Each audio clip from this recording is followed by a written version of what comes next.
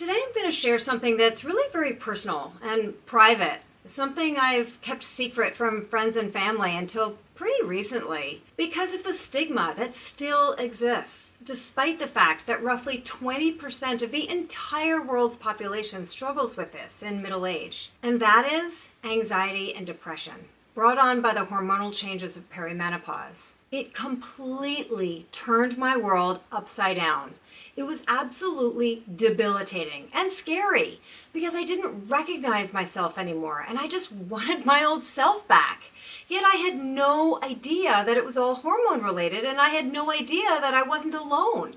A 2024 study from University College London found that women across the globe who are in the perimenopausal stage are significantly more likely to experience depression than either before or after perimenopause. Some women don't experience it at all, but on average, about 50% experience depression and or anxiety during perimenopause. For me, back in my mid-40s, I'm almost 60 now, so this was basically 15 years ago, I started feeling just kind of down for no reason. Like, I found myself crying almost every day, but I couldn't think of anything specific that was bothering me.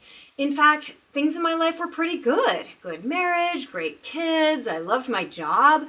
So I felt guilty for feeling unhappy at all. And I tried all the things, regular exercise, meditation, eating right, getting plenty of sleep. I was still weepy all the time. So I asked my doctor and he tested my thyroid and a bunch of other things. They all checked out fine. So he gave me a prescription for an antidepressant. I didn't love that idea and I said no at first, but I didn't want to feel so down all the time. So I gave it a try for a few months, but I didn't really notice any difference. So I stopped taking it. Then about a year later, out of the blue, came this overwhelming anxiety. I mean, it basically appeared overnight. I had never understood anxiety before then. I knew a few friends who had it, but they never showed any symptoms outwardly. So I always thought to myself, well, what do you mean you have anxiety? What even is that? I couldn't even imagine what that felt like. It was such a foreign concept to me. So when it hit me out of the blue one night, I was like, oh, this is what they mean. Holy moly, now I get it. It was weird. I mean, that night, my husband was flying home from a business trip, something he had done many, many times over the years, and suddenly I was just seriously panicked that he was in danger, like maybe his plane would crash or something. I got kind of so worked up, I couldn't sleep. And this was like after midnight sometime. I went to the app FlightAware and watched the status of his flight until I saw for myself that his plane had landed safely. Then other times I'd be really worried every time my 17-year-old daughter borrowed the car. I was terrified she might get in a car crash. It was just sort of this ongoing, And one night I woke up in the middle of the night, barely able to breathe. I was kind of hyperventilating for no apparent reason. I had heard about panic attacks in the past, so I recognized what was going on, even though I'd never had one in my entire life. I hated all this. It was so unbelievably stressful and debilitating. But I was raised to be independent and resilient and to tough things out, But I definitely remember thinking, I just want my old self back. I had no idea it was all related to the changing hormones of perimenopause, and none of my doctors mentioned that as a possibility either. So I just, kept on keeping on the way so many of us do, and the way so many of us are told to do by our doctors. Do the best you can and try not to think about it. I mean, 15 years ago, no one was really talking about anxiety and depression during perimenopause, at least not publicly. At least not to me. Then after a couple years, the sadness I'd been feeling sort of turned into what I guess I would call apathy. Like, I just didn't really care about things much anymore. I didn't feel sad or angry or anything really. I didn't really even feel depressed. I just felt kind of numb, like whatever, about pretty much everything. I was on zero medication, so it wasn't that. And one night I was out with a friend and something I said struck her as, I guess, really uncharacteristic of me.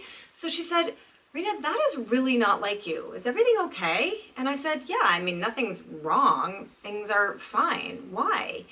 And she said, I don't know, it's just that you're usually such an optimist. What you said a minute ago really just didn't sound like you. Well, she's a good friend, and plus she's a doctor, so I confided in her. I said, well, there's nothing really wrong, but to be honest, I just don't feel like my normal self these days. I feel just kind of blah. Like, I don't feel sad or depressed or anything really. Nothing like that. But it's weird. I just feel, I don't know, kind of apathetic about kind of everything. And I told her, for example, normally I love travel. It's my passion, and we're going on a family trip to Australia in a few months. And normally I'd be excitedly planning all of our activities and everything, but to be honest, it just doesn't excite me right now. I don't know why. I mean, it's weird because this is my dream to go to Australia with Rick and the kids, but now I don't know, I could kind of take it or leave it. And that's just weird to me because that is just not me. So then she asked me a bunch of questions, like, how's your marriage going? How's work? How are the kids? Everyone healthy? Are you stressed out? That kind of thing. And when I answered yes, that's all fine, she's like, Rena, you know what you're talking about?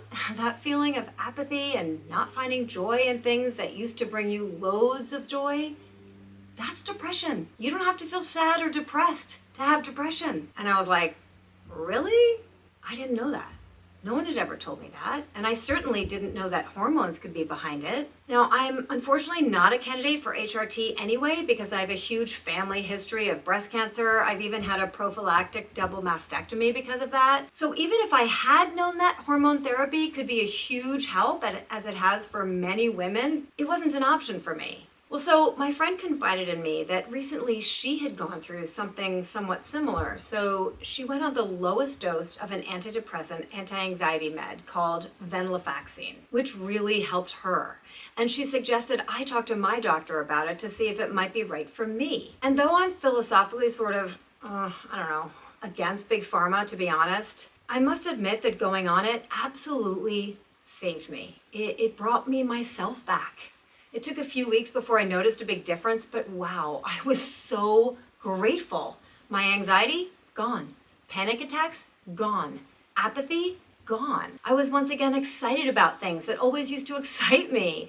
I didn't worry about all the little things anymore, Oh, I can't even tell you what a difference it made in my life. But I've got to admit, I hesitated to even tell you the name of it right now because it might not be right for you, even if you're experiencing some of the exact same things I was. Every individual is different and every individual responds differently to various medications. There's certainly no one size fits all. So if you are experiencing anything similar to what I've been just talking about here, it's super important that you go see your doctor and talk to him or her about it.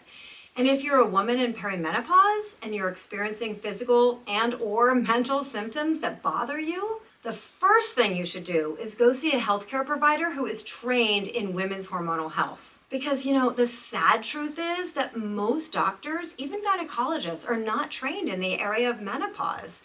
If you go to menopause.org, though, that's the North American Menopause Society, which now is just the Menopause Society. They have a directory by location to help you find healthcare providers in your area who are trained in menopausal healthcare. Gosh, I wish I knew about that back then. Hormone therapy has made a huge difference for thousands of women suffering from anxiety and or depression during perimenopause. But what happened is, unfortunately, a widely publicized study came out in 2000 linking HRT to an increase in cancer, which basically cemented in the heads of healthcare givers everywhere to avoid prescribing it. And even though that research, those findings were retracted in 2009, the habit was really just ingrained and sort of still is. And if you find out you're not a candidate for HRT like me, then ask about other solutions. Depression and even anxiety can really change you. Trust me. And it can even lead some women to the S word in extreme cases. I'm not going to say that word on the internet, but you know what I'm talking about. We need every tool we can get to function our best, let's face it.